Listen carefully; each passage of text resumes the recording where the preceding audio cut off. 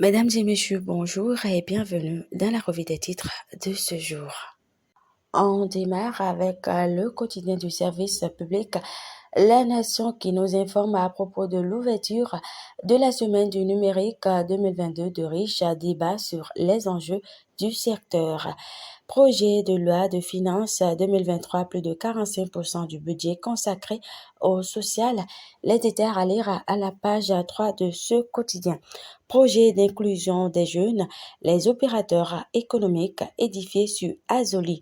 Lancement du projet Benibiz, phase de 22,5 millions d'euros pour de jeunes entrepreneurs. Matin Libre nous apprend à propos de la réforme du système partisan au Bénin, ministres et députés transhumants. Journée mondiale de l'alimentation édition 2022, les défis demeurent pressants. Le rôle clé de la diplomatie scientifique anticipatoire, un levier d'anticipation pour l'Afrique. Le grand jury titre à sa une reçu sur l'émission décryptage de Cap FM.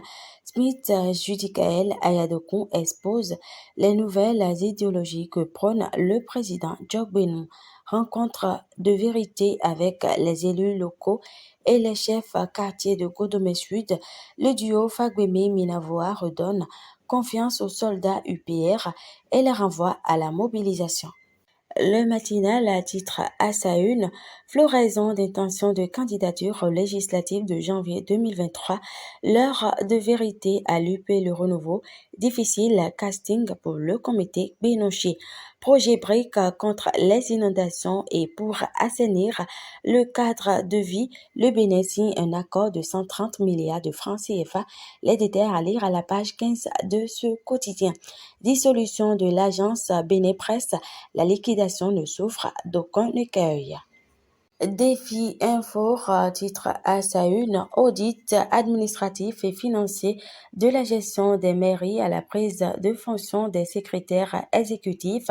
À quand la publication des résultats? Enracinement de l'UP Le Renouveau dans l'arrondissement de Godomé. Brice Fagbemi réchauffe la flamme du parti dans le cœur des élus locaux et chefs quartiers de Togodo.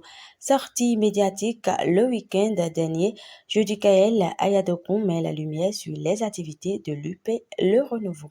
Patne News titre en bandeau incendie à la douane d'Ilakondi, les postes de contrôle juxtaposés, PCJ, marchandises et matériel appartenant à l'UMOA entièrement consumés.